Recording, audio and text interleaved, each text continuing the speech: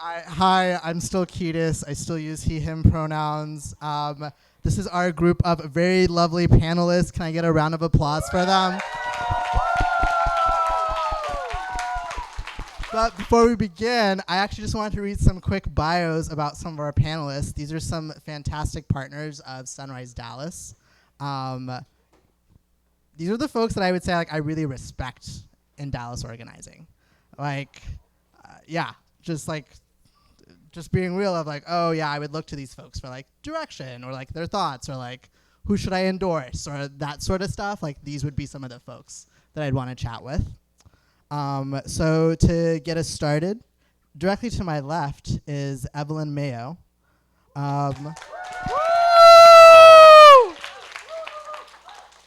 Evelyn is the chair of the board for Downwinders at Risk.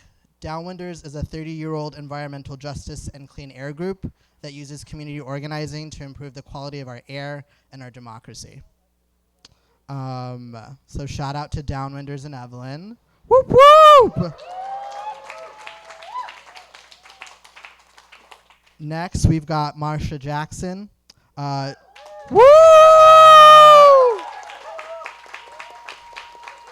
She's an organizer and founder of Southern Sector Rising. Southern Sector Rising is an environmental justice organization in Southern Dallas working to dismantle racist zoning policies. So shout out to SSR. Whoop whoop! Next, we've got David. David is an organizer with Texas Organizing Project. Can I get a shout out to David? Top organizes Black and Latinx communities in Dallas, Harris, and Bexar County. I almost said it wrong. They do all kinds of issue and electoral work from criminal justice reform, immigration, climate, all sorts of really dope stuff. Can I hear it for Top?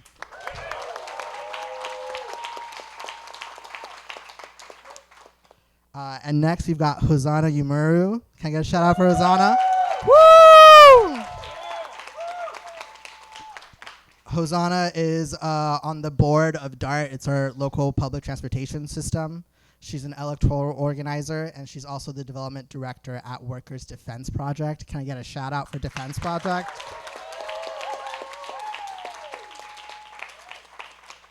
She's organized on local and federal electoral campaigns, and she raises money to organize low-wage immigrant workers in the construction industry with Workers Defense. She's their development director. Can I hear it for Workers Defense?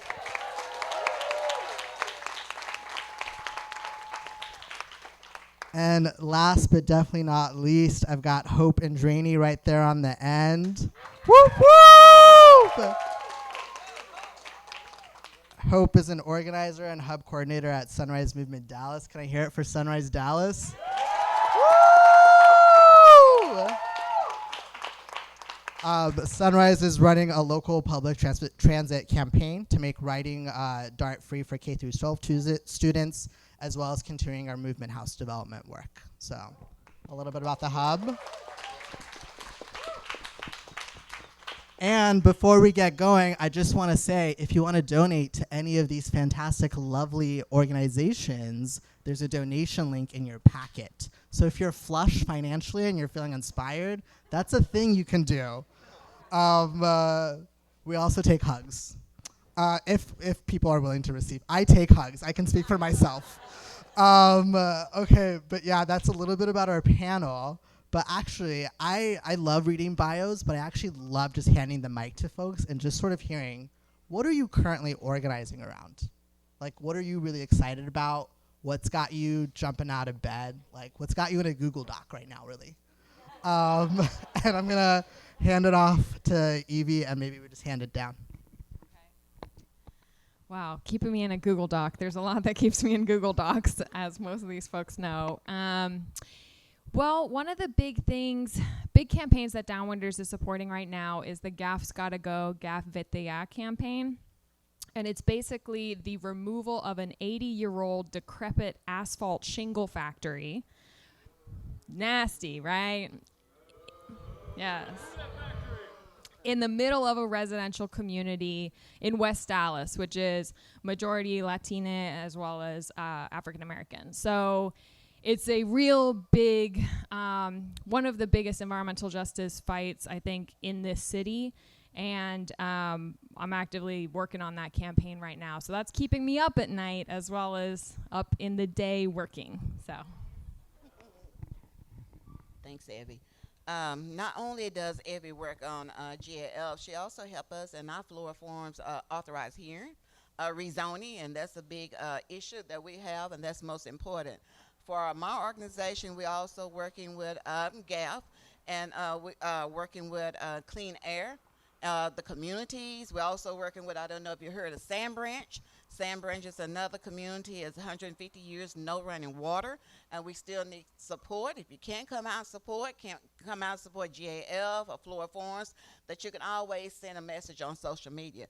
Not only that we are working with that, we also working with the Green South for Green New Deal Texas Hub. So thanks to each of you that's out here, the representing. So, you know, Felipe is here. He's our communication. So thank you, Felipe. I'm also the facilitator lead and the interim financial lead on the Texas Hub. So we have a lot of work to do here in Dallas. We also have Corpus Christi we're working on. So I can go on and on, but I'll pass it to Dave. Thank you, powerful people, especially Ms. Marsha. Thank you. So what I've been working on through our criminal justice reform campaign is ending the cash bail system here in Dallas County. And shout out to Rojo, he on that too. And it's really, you know, at any given time, 70% of people right now in Dallas County have not been convicted of any crime, yet their lives are flipped upside down. They might lose their housing, might lose their job, can't pick up the kids after school, CPS gets involved. So that's a real big issue for us right now. And I will say, I do want to shout out the Tatiana Jefferson Foundation. I literally just left, there's a big trial going on right now in Fort Worth, Texas. So I just left literally the house where Tatiana lost her life in coalition and strategy with their family. They're trying to have a big turnout on Monday. There could be a verdict next week. So just trying to make sure the jury gets right, Tarrant County gets its right. And we also honor Tatiana live through policy and through gaming. You know, one of the things that the foundation wants to do is put a gaming center in the city. Y'all might know more about the story, but just want to pass the mic. But yes, shout out to Tatiana Jefferson Foundation. Thank you.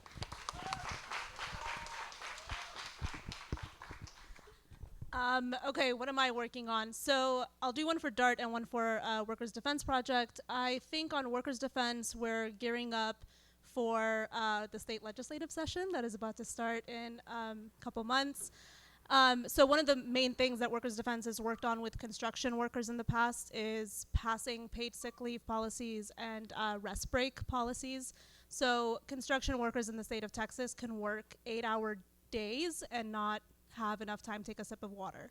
And so construction is one of the deadliest industries in Texas. It's also a multi-billion dollar industry here in Texas, right? So we have passed those policies on the local and municipal level, but every year the state ledge comes back and they try to take water breaks and rest breaks away from workers. Boo, yes. So at Workers' Defense, we, pass these sorts of policies on the municipal level. We try to pass them on state level, and then when the state ledge tries to take them away, we organize actual workers. So our members are construction workers.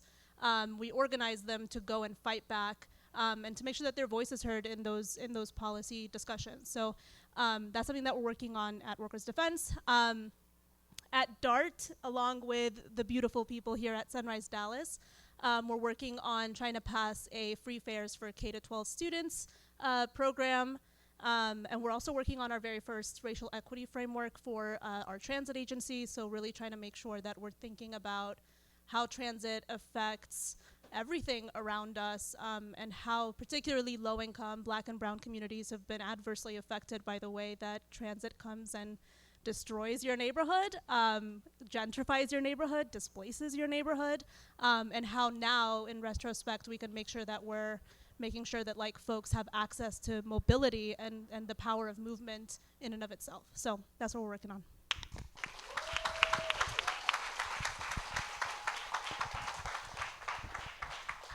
Wow, who put me on a panel with these people? I'm not cool enough. I guess, yeah, Free Dart for Students is a great campaign that our hub is working on that I'm really excited about. My area that I work on a lot is the development of our movement house, which has been near and dear to my heart. And I'm so happy and proud, like all the Dallas folks here who have helped with it. Yeah, and what I'm most excited about is that hopefully it'll not just be a space for Sunrise, but be open to the whole community and become like a really nice community center and base for other organizers to use as well, and hopefully bring the environmental and social justice community together.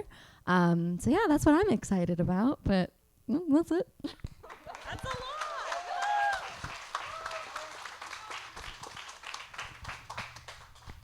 All right, fantastic. My next question just sort of goes out to whoever feels called to this question. And the cue is, what brought you to organizing? So feel free to take a moment.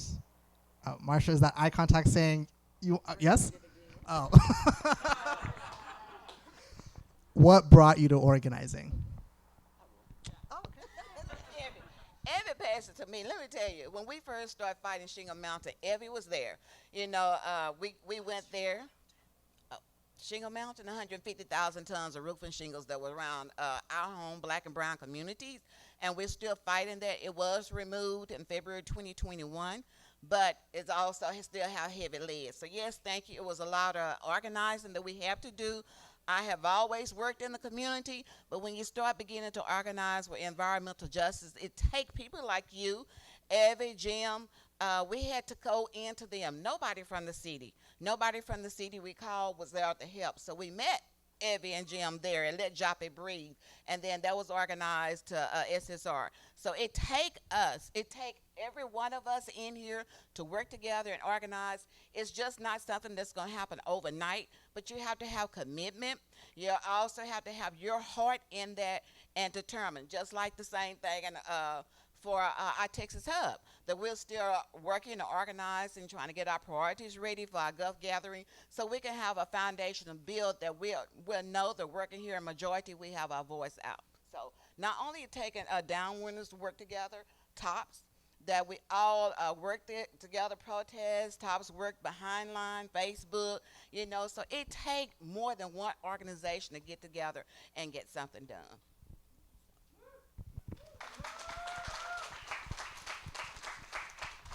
I think I read once that you're either born an organizer or you become an organizer from circumstance or something, or I made that up. I don't know. But I think to Marsha's point, she woke up one day and her life was upside down because an illegal dump this size of a literal mountain appeared next door to her. So, I mean, I'm not speaking for you, but you were called to organizing because you had no other option. It was your life and health at stake.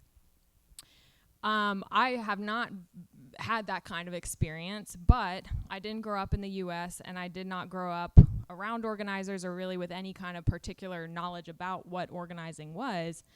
So when I moved here when I was 18, I really wanted to understand how this country works, which sounds very naive maybe, but I wanted to understand how things got done and what the social problems were. And I had some ideas, but no firsthand experience. And so basically, I spent my undergraduate time in the fossil fuel divestment movement.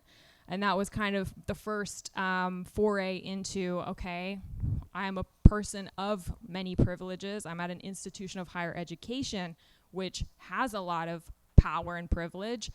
How do we reconcile those things and make good on what this country is supposed to uphold? And so the fossil fuel divestment movement was kind of my organizing starting point. But since then, I've been in Dallas for 6 years, and I moved here after Trump was elected because I wanted to be somewhere that would challenge me and that I felt would be an absolute free-for-all when it comes to environmental justice. And Texas has delivered. There's a lot of problems here and very little regulations. And that makes the tool of organizing that much more important because we do have to fend for ourselves and we have to look out for each other. And so time and time again, organizing has been a way for me to personally kind of reconcile who I am and my place in this country, as well as the most effective means, I believe, to see anything get done. So.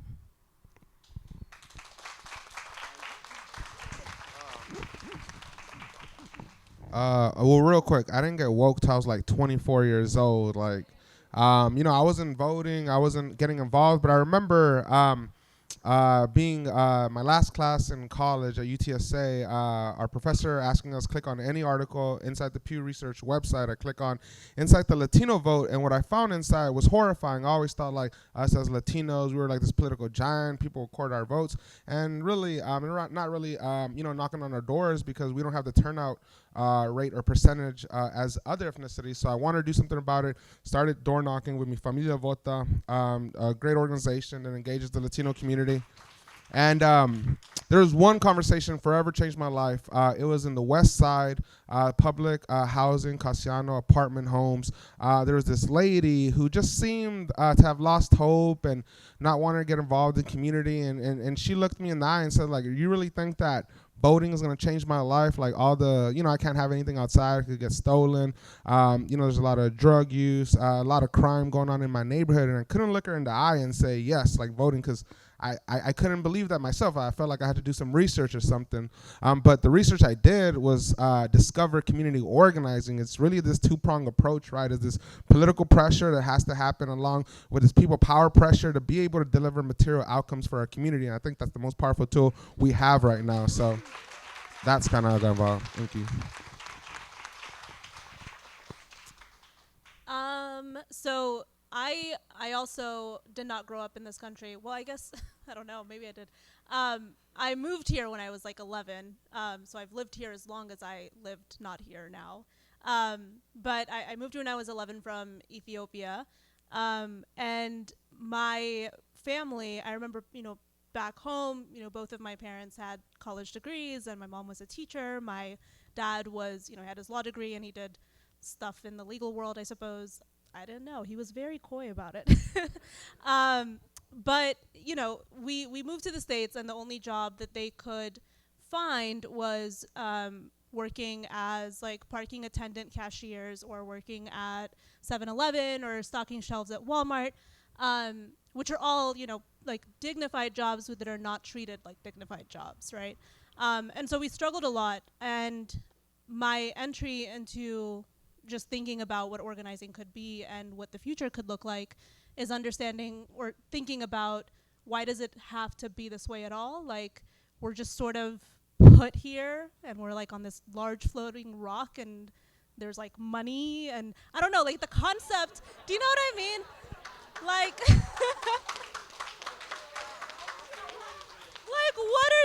what are these weird ass concepts that people are just like super bought into? You know what I mean? And it really just like it didn't make any sense to me. And so my first entry into organizing really was through politics, right? Like shout out Bernie. Woo!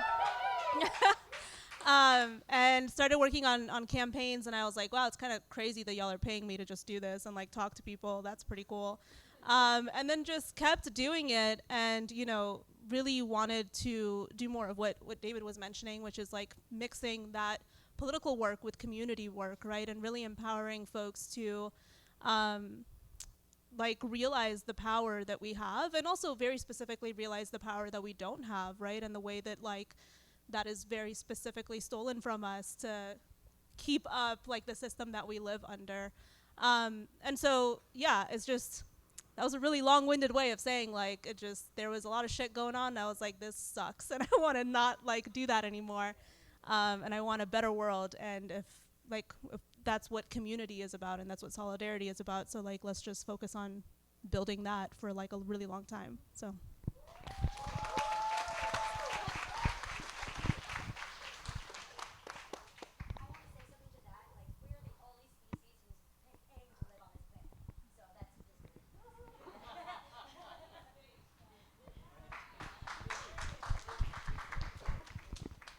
Okay, next question. How do you work through moments of organizing that are hard or you feel like you aren't getting anywhere? So I'm going to say it one more time. How do you work through moments of organizing that are hard or you feel like you aren't getting anywhere?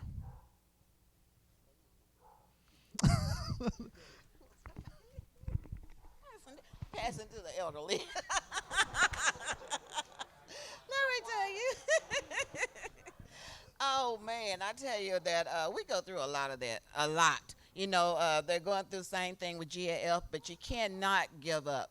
We saw the same thing with Shingle Mountain because we figured that it would never be moved, but we have to continue staying focused. We get turned down and things turn negative, but you can't give up because soon as you give up, that's what the enemy wants you to do. So I'm going to continue staying focused, and I hope anybody else will. You do the same out there because we are out here to make a change, and we're out here to be heard. So once you give up, you're giving in to the enemy, and that I will not do.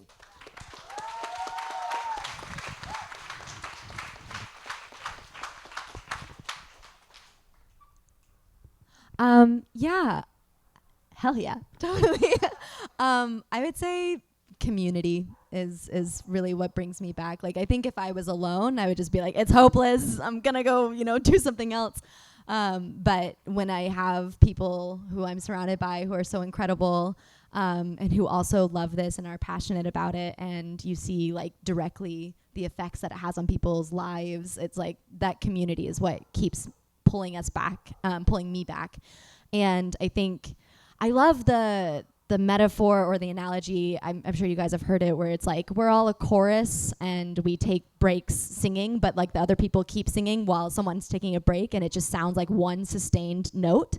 And that's the power of community and of the collective, is that we can like take breaks and rest while other people pick up the slack for us, and then when they're ready to rest, we step up. And I think it's that solidarity and community that keeps us going and keeps me going. Yeah.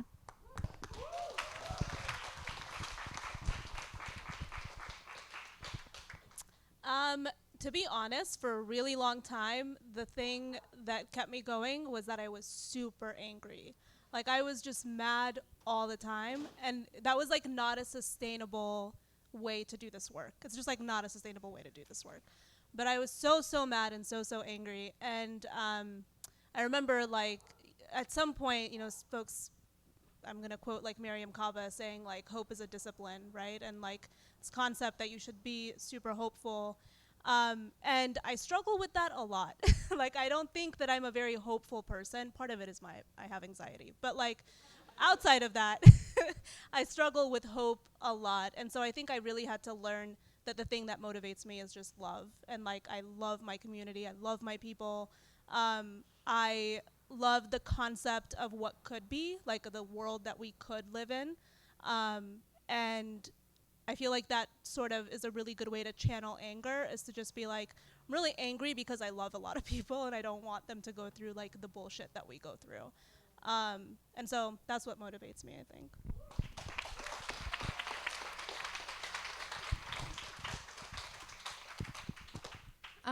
So I mean, there are some like mechanical things that I'm not gonna lie. I look to books as well as people who have been through fights a lot.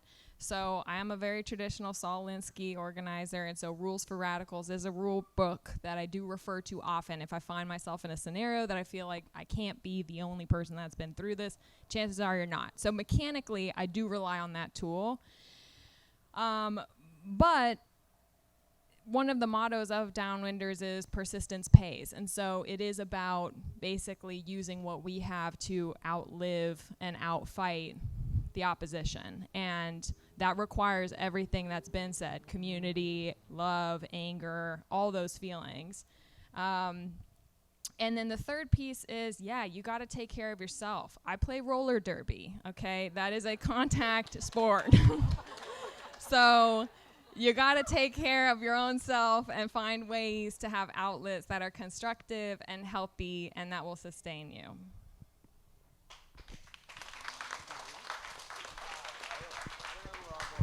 I mean, I think it's been said, just being around community, whether it be barbecue with members or, just knowing that you're not alone in the fight, I think keeps me motivated and keeps me fighting and knowing how much is on the line. So, yeah, I'll say that.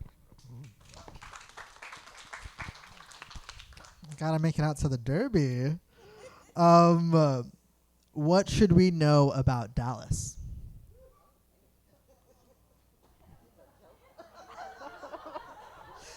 Hey, I got the question. I thought it was a good question. There's a lot of folks not from Dallas, you know, it felt relevant. I just want to start us off by saying where you are right now. Okay, you are in the Cadillac Heights neighborhood, which used to be home to a lead smelter. And it wasn't removed until the 80s. So there was an active lead smelter here in this community until the 80s. The city removed it, but then they bought out the residents and never did a full cleanup. So I was surprised to see all these new houses around here because, to my knowledge, the lead has not been fully cleaned up. We're also right across the street from the 10th Street historic Freedman Town, which is one of the most intact Freedman towns in this country. And so it's on the national, level registry, state, local, everything. And it's one of the 11 most endangered places it was on the world's list, actually, in the world. So while you're in town, I highly recommend checking out the 10th Street Historic District, as well as the Joppy Freedman's Town and the historical assets here that are not elevated or preserved by the city of Dallas. And I think that says a lot about this city. It is very pro-development. It is very pro-business. And in the College of Constructive Hellraising, which is a course that Downwinders leads for 6 months in the year, one of the principles we teach about Dallas from The Accommodation, which was a book that was basically buried and banned. You couldn't read it until it was published again last year, that Dallas was the city that the civil rights movement skipped. And there's a lot you can read on that, but culturally what that's translated to is kind of a gap in the collective catharsis and reckoning that came with the civil rights movement. And so The Accommodation is having this political moment here in Dallas. I recommend reading it or borrowing it. But it says a lot about how this city has not reconciled with the race and racism. Yeah. Thanks, Evie.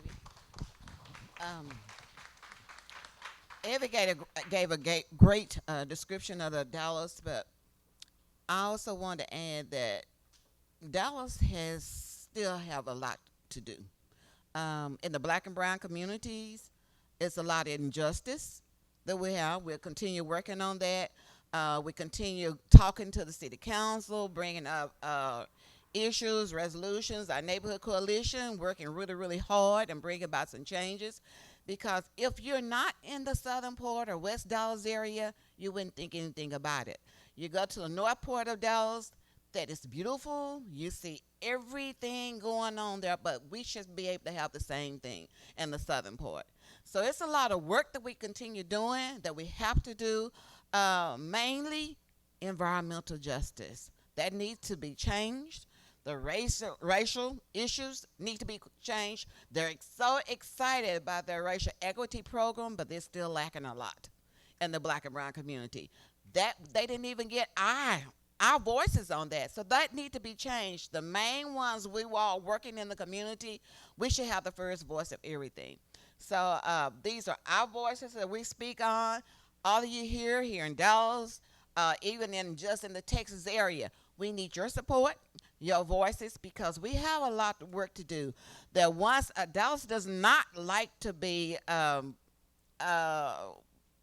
guess you would say, they don't want to be embarrassed. So long as you put that embarrassment out there, they need to know. The horseshoe need to be changed. It's a lot I can say, so I'll leave it like that. But there's a lot of work need to be done.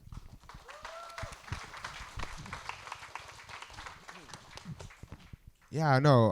I'll call attention. Dallas, just like many other cities across the country, is going through a affordable housing crisis. Terrible in the West Side specifically. That was my first organizing campaign here in Dallas was around slumlord kicking out 305 families because the city had changed the code for single-family homes. So the developer was like, "Nah, I'm just gonna kick everybody out." It stemmed from the building of this magnificent-looking bridge from downtown to West Dallas. It's a great site. But that really started all the gentrification that's happening with restaurants, apartment complex, people being displaced from their homes. So y'all have a chance and y'all want to, again, the bridge is pretty cool. There's a pedestrian bridge, but also to see like the history, you drive down Singleton Boulevard, you'll see these like, hey, shout out to Singleton, and I love Singleton. Reminds me of my home, Laredo, Texas, by the way, South Texas in the house. It's just wild to see, these $600,000, $700,000 homes next to, literally what they used to call shotgun homes from like the 1920s, 1930s, which people are very proud of. Shout out to the people that haven't sold their homes and that are, taking the stand and, do want to see the good stuff that's coming with the new development in that area. But for sure, we should find ways to prevent people from being displaced, and we should try to do this across the country. So thank you.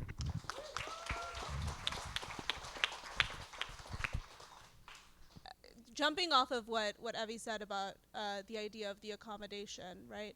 I think it's really interesting that, for example, we have a black mayor, we have a largely people of color council, and yet we have one highway that separates literally black people from white people in this city. This is one of the most incredibly segregated cities in the entire country. And that same highway means there's a 30-year life difference on either side of it, right? Like, that's what Dallas is. When we talk about the accommodation, it's about the fact that, I can't believe I'm forgetting his name right now, but there was a reverend who was here who was doing one of the talks about the accommodation book. And he was talking about how in other cities where the civil rights movement was really like doing a lot, and not to say that there wasn't a lot happening in Dallas, because we got some fighters in this city, like 100%, right? There was a lot going on in this city, but in a lot of other places, a lot of those things were like, one, they were fought for, and they were things that people like demanded and they got, right? And what happens in Dallas when we talk about that accommodation is that because the city cares so much about appearances, there's like backroom deals going on where they're like, you know what, we don't want none of this. Like, we don't want people protesting. We don't want none of this. We'll desegregate the schools. Like, we'll do this thing, and then we're gonna defund all of them. We're not gonna put any money in them, right? So you can say I did it, I desegregated it, but doesn't matter, right? So I feel like Dallas has this really like good. There was a mayoral candidate who used to say like Dallas cares a lot about the postcard. Like the postcard Dallas makes a lot of sense. You look at it, you're like, this is a really pretty city. But what's underneath is just like so much injustice and so many things that have just been paved over. And it's incredible to see, even in a neighborhood that I live in, that I have lived in for a really long time. I was driving past one day and I saw a historical marker, and I was like, I've never seen that before. So I stopped, and apparently there used to be a very like small like Freedmanstown right over there, that now is like this extremely, extremely wealthy part of town. And the only thing that's left there is this tiny little church. And it sucks because if you look at anywhere in Dallas, there's just like so much history that has not been preserved on purpose, right? Like, we want to forget, we don't want to think about it, we want to think about the future, we want to think about the bridges and the big buildings and the roads and whatever. And there's an extreme like need to overlook bad things. And it makes it really hard to, honestly, to do organizing work here, when you're going up against people just saying like, that never happened here. Like, we did it. Like, we desegregated the schools. And that's not really the truth of it, right? So that's Dallas in my mind. But I love it here, so I don't know. Oh, wow. Yeah, I guess the last thing I'll add, because so much has already been said, is that, when you think of like Texas or southern states where there's a large presence of conservative thinking, I think I feel so blessed to be surrounded by organizers who are like putting up the good fight, even in a state that is really hard to organize in sometimes, to be surrounded by that kind of presence. And just to remember that like any southern city or state that has a large like conservative presence still has like progressive people, good people, community organizers who deserve just as much accolade and praise and support. So I'm just really, really humbled and proud to be a part of that community in any way. So yeah, the conservative states are still putting up the good fight, How have you seen partnerships work in organizing? I think the paid sick leave campaign in Dallas was like a really good moment for a lot of people because that was a large coalition that got together to just pass a paid sick leave ordinance, including TOP, including Workers Defense, including I think DSA was a part of that too. So that was like a ridiculous amount of work, and yeah, there was a lot of bumps. Let's be honest, there's a lot of bumps. And even after it passed, the courts stopped it here in Texas. But it's kind of incredible to think about the fact that even in a state that there's an adversarial state legislative body, there's an adversarial governor, you have 2 senators who could not give any less of a shit. It's just impossible. Even in those kind of conditions, you have organizations and coalitions forming that are doing some really incredible work, like passing paid sick leave, like passing rest break ordinances and water ordinances in all the different cities, not just Dallas, but Austin, San Antonio, Houston. So that's one of the good ones, I think.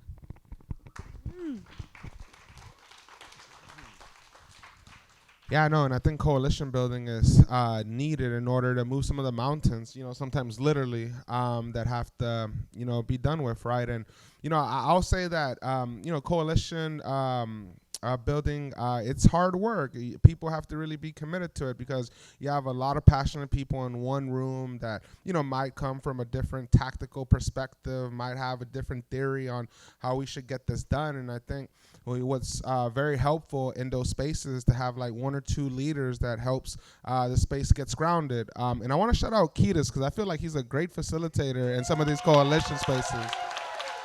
Nah, for real though. Yeah. No, I've seen him in action, and I think when people are going back and forth, I think he does a good job of bring us in, and I think you need that in coalition building to remember why we're here, keep us grounded, and we can try some tactics, and we can try some others the next time, and hopefully folks would be down with that. But for sure, we need to be coalition building. Yeah.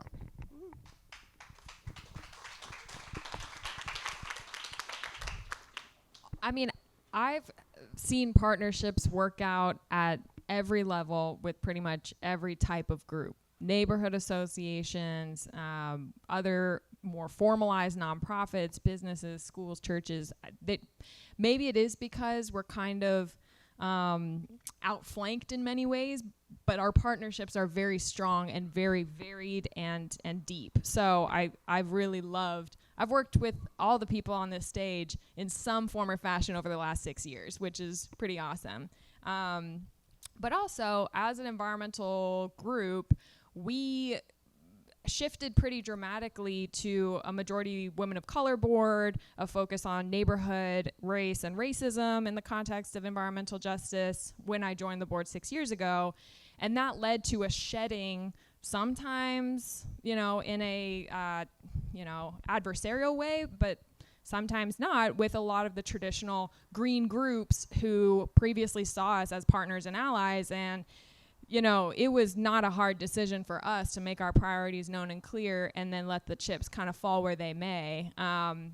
And that's led to us being more aligned and in partnership with civil rights organizations, racial justice organizations, migrant rights, all types of things that are more aligned with environmental justice instead of environmental conservation and that kind of thing. So that's led to people, coming and saying, why can't we all get along? Why can't we all be on the same page? And it's because we're not. And I'm comfortable with that because I know exactly where we stand. And so if anyone feels otherwise, I'm just like, this is our mission. This is our vision. If it doesn't align, that's okay. So. Yeah, I was going to add that also, Evie, that, it works great with coalition, that we do have some groups that you might get involved, but some just want it their way, and they're not looking at the whole reality, what's involved. You might have some coalitions that might want to bring you their policy and not even look at it, and then they decide to go a different way. But one important thing that I also want to say, that even when we got ready to start protesting, we're going to have civil disobedience for Shingle Mountain. Evie reached out, email distribution to organizations, people I didn't even know that were coming out there that wanted. They were ready for civil disobedience. So you look at things like that. That when you get ready, you don't even know people, but we all join together and decide to work together at something like this. And I'm saying, oh, they don't even know us, don't know our community, but they're ready to go to jail for us. So this is what it takes. It's some things that we might have to do that you don't like, or you might be afraid to do it, but that's part of a building and part of coalition. Because all of us in here, all of our voices that make a difference also. So as you young people, I also commend you guys. I give you 100% because you could be outside doing something else, but you're putting together, and this is something you want to do, something you want to work to help build our community, our states, our relationship, and I commend each one of you for that.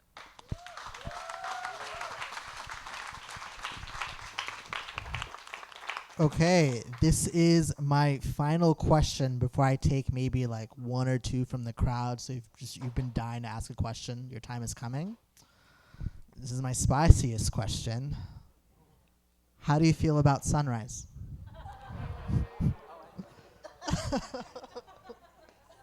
It was, how do you feel about Sunrise?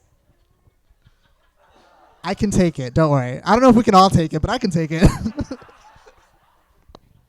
I'll take it because, you know, as I said before, that I'm a Texas facilitator lead, and I'm so glad to see each one of you here. You know, we have Austin, San Antonio, Houston, Dallas, and that make it so important.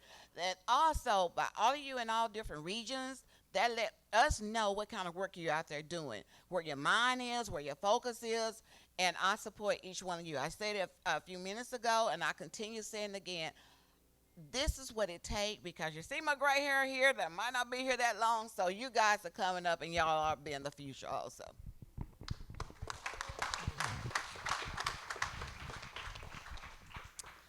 I think Sunrise, I think y'all are badass as book. Honestly, I think like I swear to God, I feel like especially I'm sorry, and I know like Sunrise Dallas like the most, and I'm sure everyone here is badass, but like Sunrise Dallas, y'all rock. I feel like every single time that there's literally anything that folks need support with and stuff that people need to throw down for, Sunrise is there. And I'm constantly just like blown away by the work that y'all do. I'm constantly blown away by the folks that I've met in this organization. And I am so like honored and proud to be able to work with you guys as much as I do. Like it's honestly just y'all fucking rock. So that's my opinion.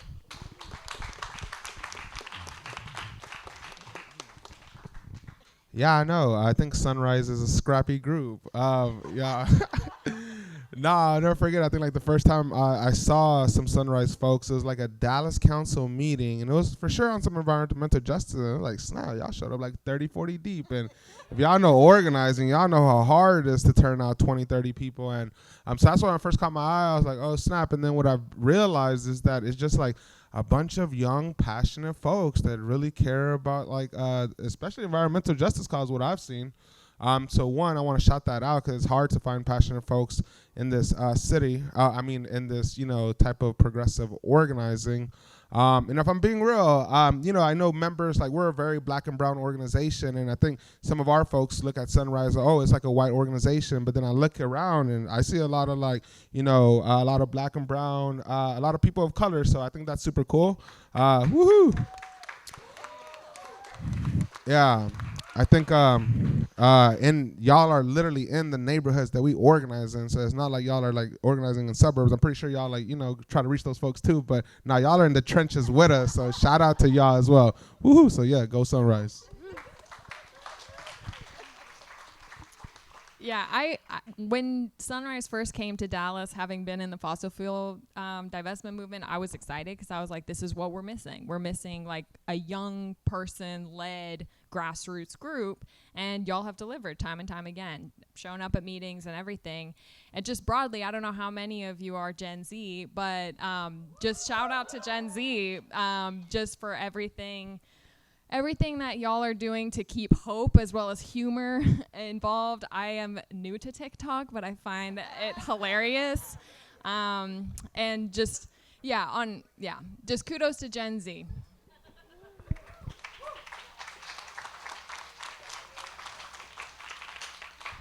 Wow, that question worked out, didn't it? Okay, I'm wondering if there's maybe one or two folks who might have a question. I'm seeing one. Do you want to come up and ask it? Or you could shout it and I could repeat it if that's easier. Okay. Come on up, Rosewater.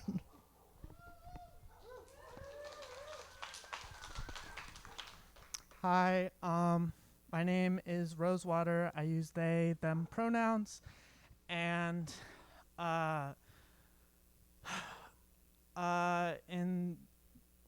in the short time that I've been organizing, I've seen a lot of people with a lot of passion for changing the world, a lot of anger, a lot of hope. I've also seen a lot of those people like give their all and then not be able to like give anymore. And I've seen a lot of those people like hollow themselves out in order to care for others, but then not ask for care in return. So one thing that I would like to ask all of y'all is, in the time between where we are now and the future that we want, where we have a government that cares, like, how do you all, like, as individuals, want to be cared for by your community, like, between now and then? How do you want to be cared for until the revolution wins? As I continue to say that we are a black and brown community. Our community is still lacking. If you look around, I have a very, very small community. But some of our community don't even have, they still have septic tanks. Some don't have high-speed internet, no transportation. So our community will want the same thing as the North Dallas community does. We all have the same, I tell people all the time, we also bleed the same blood. We consider ourselves as family. We watch out for it. So we shouldn't be treated any different than anybody else. As Asani said earlier, my community, all are black elected officials. Every last one are black. But we do not have that support in that community. So we continue to fight. I get disgusted, discouraged, but because of what I've gone through and continue to go through, continue talking, you might hear my voice fade away. Because Shingle Mountain was there, it has harmed me eternally, and I will continue to be harmed because of my vocal cords. So I think sometime that they want that to continue to happen, so I won't have a voice to speak anymore. But as long as they have sign language, I still have a voice. I'm not going to be quiet. I'm not going to do that because it's the same thing that I have to speak up for my community just as well as my family. If I don't, who won't? So we continue fighting. I try to play that politic game with them also. It's politics out there. I care nothing about my city councilman, none whatsoever. But I try to play that game because he's there. But I'm still going to speak my voice. People always say, that's the enemy. Yeah, that's the enemy. I might can talk to him, but like he say all the time, Miss Jackson's going to say what's on her mind. Yes, I am. I'm going to be heard some way or another. Like I said earlier, it's so easy for them to want you to give up. But I've always said, even during Shingle Mountain, sometimes we got thrown back, that I always had, as long as I have faith, as small as a mustard seed, I'm going to continue. And that's exactly what we did. We finally saw it. We still have work to do. So we won't be quiet until our community have it all. It might have to wait till another 2 years when that councilman is out, but we're going to still continue to fight. And I also tell you also, don't give up. I know you get discouraged. It is. And that's the main thing they want you to do is give up. Continue fighting. Take a breather. Sometimes I stay up all time, all night. I don't want to sleep because they have to. You know, that's my passion. I've been harmed so much as almost 65 years old, a black woman. Just imagine what I've gone through in all these years. So if I can make it up to now, 2022, I'm not giving up. That family in Sand Branch should never have running water, none whatsoever. We're still working with organizations to get that. We have black elected official out there that's not paying and not supporting that bill to get them water out there. So once we continue all our voices working together, it's going to happen. And believe me, it might not be soon, but it's going to happen because we have too many voices out there.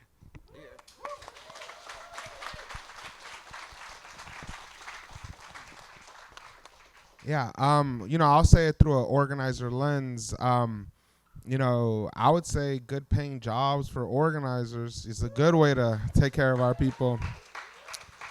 Um, really making it a career where people don't have to only spend like a few years here. Oh, because I can't buy a house and I can't, get married, or if folks want to have kids and stuff. So that's what I would want, because economic justice is a big thing, even for organizers. So we got to make sure the nonprofit industrial complex doesn't get to our people, right?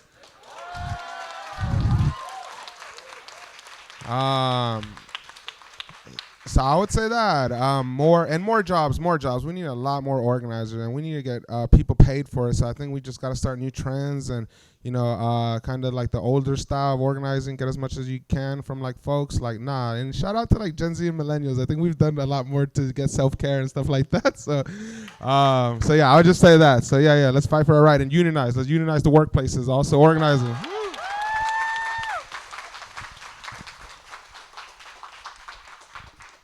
Yeah. I would say, I feel like my answer to everything is literally community. But yeah, community, I think the reason I say that for like avoiding burnout and feeling cared for, I think like when we first started out, we were just like campaign, and definitely felt burnt out after doing that kind of stuff. But like now that we have a movement house and we're like investing more time in just community building, it feels like we have a base to work out of and we have a place to rest when we need to. And like building relationships, because I think like I can say every single person in our hub who's sitting here tonight like has checked in on me and been like, are you sleeping? Are you like okay? Do you want to go out to eat? Like just being people with each other and recognizing like our community deserves so much love and care, but so do each other. And just being there for each other, I think is how we prevent, that kind of burnout.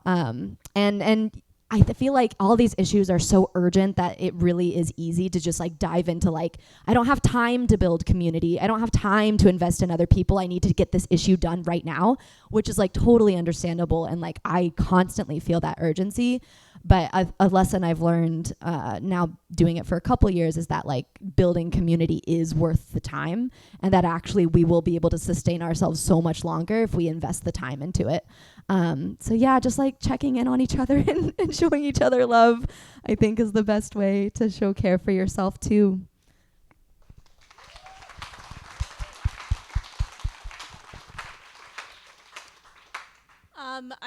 I want to second everything that everyone said. Really want to second what David mentioned about good paying jobs for organizers.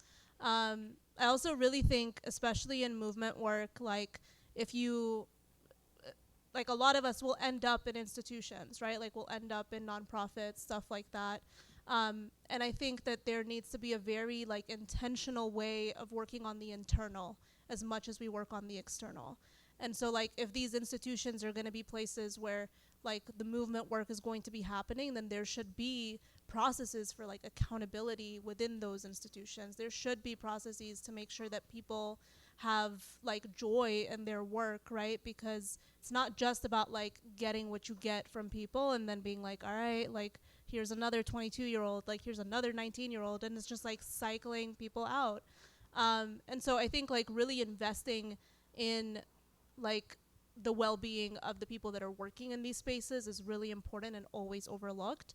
And then also trying to like really keep, I try to think to myself, right? Like it's like the revolution's not going to be funded, right? Like it's not like Ford Foundation is not going to pay for the revolution. You know what I mean? Like I get it, but like that is what the nonprofit industrial complex is, right? Like we're trying to get to a place where we are sustaining ourselves, or or the movement is self-sustaining.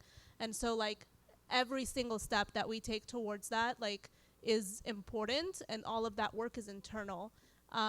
So I think that's really, really important when it comes to like not burning out, taking care of yourself, having that community, like having the space to have that community. All of those things I think are really important institutionally as well.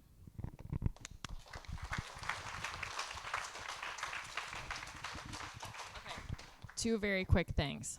One, we're trying to fight for our humanity and a dignified life, so it'd be a shame to lose that in the process. And then two, have something that's just for yourself. For me, as I previously mentioned, is roller derby, but also painting. I love to paint, and that's something I just do for me, and no one else can have that. And so having that for you, really important.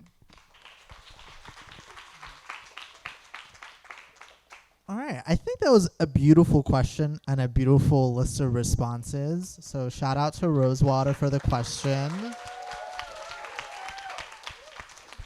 I also want to thank all of our panelists for just coming out and doing the thing.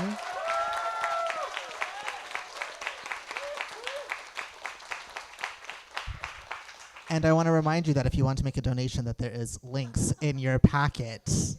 You can also clap for that.